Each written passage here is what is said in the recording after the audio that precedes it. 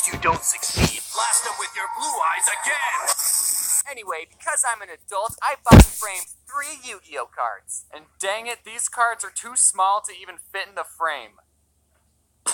I don't even know why I liked Yu-Gi-Oh so much. It was basically just anime characters playing the exact same card game over and over. Yu-Gi-Oh would be losing, he would give a speech about friendship or the heart of the cards, and then he would draw the Yu-Gi-Oh must-win cards. And most of the time, he wouldn't even play by the rules. And then rinse and repeat that formula for 200 more episodes and 4 spin-offs, and you got yourself a successful anime. I think Yu-Gi-Oh was the first sign that gaming channels were going to be a thing. Kids just love watching other people play games, because they suck at them. Okay, enough about Japanese cartoons. If Yu-Gi-Oh was able to keep my hyperactive attention span engaged, then what TV shows did I think were weird, even as a kid? Keep in mind that these opinions are coming from someone who thought the Star Wars prequels were good. So, Misa, take it with a grain of salt. Teenage Mutant Ninja Turtles. To be fair, I've never seen a single episode of TMNT. From what I hear, it's a good series, but just the concept by itself was enough for my kid brain to think, this show is silly and I'm not gonna watch it. Like, come on. Ninja Turtles? That's a little weird, seeing that turtles are slow and aren't very maneuverable. Help, I'm a turtle and I can't get up. They're mutants? Okay, I guess that makes sense. And they're teenagers? Teenagers are mean to me. This is where I draw the line. Those are 3 adjectives that don't belong in a sentence together. And they're named after famous Renaissance artists? Why don't you just give them normal turtle names like Sheldon?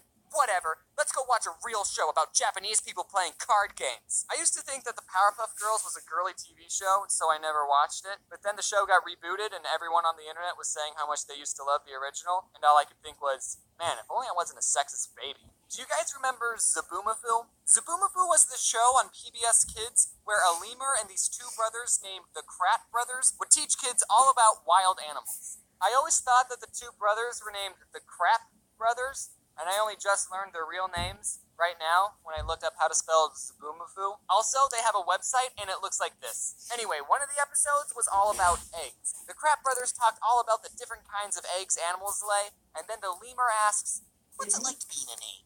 And then Okay. one of the Crap Brothers just appears in a giant egg and says, it's pretty squishy and gooey in here. And he brought a pizza with him. Pizza! I watched that episode as a kid and had 2 questions. 1, how did he get inside the egg? And 2, what laid him? The more I thought about it, the weirder I felt. This is how fetishes start, PBS. Can you believe my brother is inside this egg? Now, when I think back to movies I thought were weird as a kid, the first thing that comes to mind were those frickin' American Mousetail ones. They're about these mice trying to immigrate to America. Good luck doing a 2017 reboot. Dirty mouse lumps. Also, I have to talk about all those bad Disney sequels. They're all bad. Don't tell me, oh, I thought The Little Mermaid 2 was alright. No, they're all bad. My least favorite one was The Hunchback of Notre Dame 2. I remember one time I watched both movies back to back, and just having seen the first movie, and then seeing the opening scene in the second one, I thought, what is this?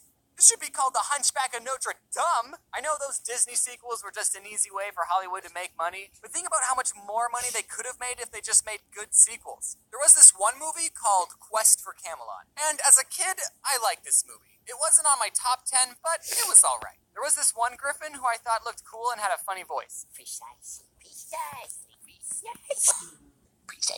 However, there's one part in the movie, and if you've already seen this movie, you probably know what I'm going to talk about, where a 2-headed dragon sings a song about wanting to be separated from the other dragon.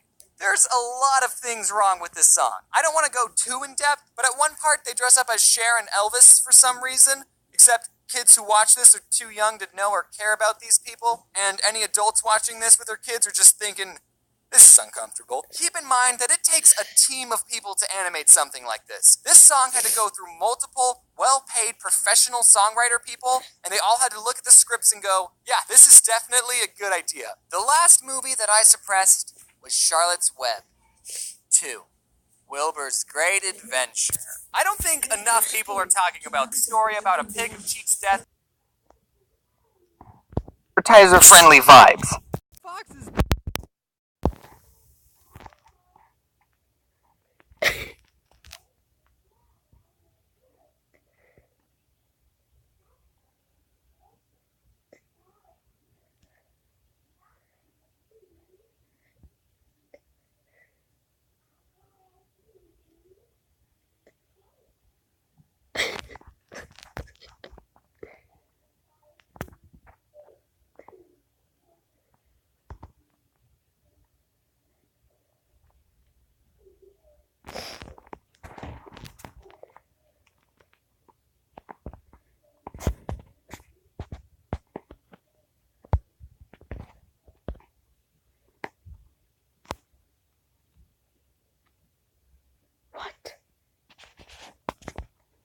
listen to me talk.